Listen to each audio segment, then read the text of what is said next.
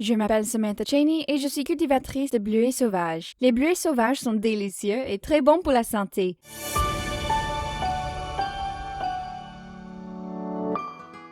Je possède 60 acres, 30 acres de champs de pousses et 30 acres de champs de culture. Pendant l'année de germination, lorsqu'il n'y a pas de bleuets, les bourgeons se développent pour produire des fruits. L'année de récolte, les bourgeons sont pollinisés par des bourdons ou des abeilles afin qu'ils donnent des fruits. Pendant l'année de germination, on essaie de faire le plus de travail d'entretien possible dans les champs de bleuets. On traite les mauvaises herbes avec des herbicides. Certaines poussent avant l'apparition des plants de bleuets et d'autres après. Une grande partie du travail se fait pendant l'année de germination afin de ne pas avoir à le faire pendant l'année de récolte. Les plants de bleuets hivernent avant l'année de récolte. Ces plantes commencent à germer puis se développent. Ils fleurissent, puis les abeilles ou les bourdons viennent faire leur travail. Si vous passez devant un champ de bleuets en été, vous verrez un très grand nombre de bourdons ou d'abeilles. Les bourdons et les abeilles se posent sur les fleurs puis ramassent du pollen sur leurs pattes en les frottant. Ils vont ensuite sur d'autres fleurs pour continuer à butiner et y déposent du pollen. C'est ce qu'on appelle la pollinisation. Si tout se passe bien, que la température est bonne, qu'il y a suffisamment de soleil, etc., il y a de fortes chances pour que vous obteniez des bleuets. À la fin de l'année de récolte, les plants sont tondus afin qu'ils puissent à nouveau produire des bourgeons. Les bleuets est donc considéré comme une plante annuelle. Il s'agit d'un système bisannuel forcé.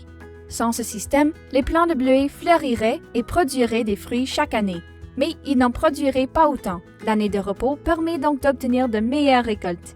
Les bleuets sauvages ont un rhizome, c'est-à-dire des tiges souterraines. Au lieu de monter tout droit, elles partent de la base de la plante pour aller sous terre, puis produire de toutes petites pousses.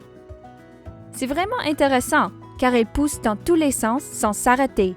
Elles reviennent toujours, peu importe ce que vous leur faites. Vous pouvez les tondre, elles reviennent. Vous pouvez les brûler, elles reviennent. Ce type de plante est très résistant. Il existe depuis longtemps et est très étonnant. Les bleuets sauvages poussant dans l'est du Canada, on en trouve principalement au Québec, au Nouveau-Brunswick, à l'île du Prince-Édouard et en Nouvelle-Écosse. Il y en a aussi dans le Maine.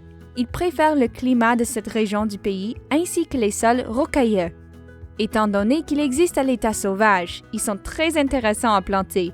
Il est possible de les transplanter ou de les cultiver n'importe où dans la région. Vous pouvez essayer, mais ils ne produiront jamais beaucoup. Ils sont en effet différents des bleuets en corymbe, qui eux ne peuvent pas être plantés. Les bleuets en corymbe sont des plantes qu'on met simplement en terre et qui poussent très bien dans de nombreuses régions du monde, comme le Chili et la Californie. Il y en a en Nouvelle-Écosse, mais il y a surtout les bleuets sauvages.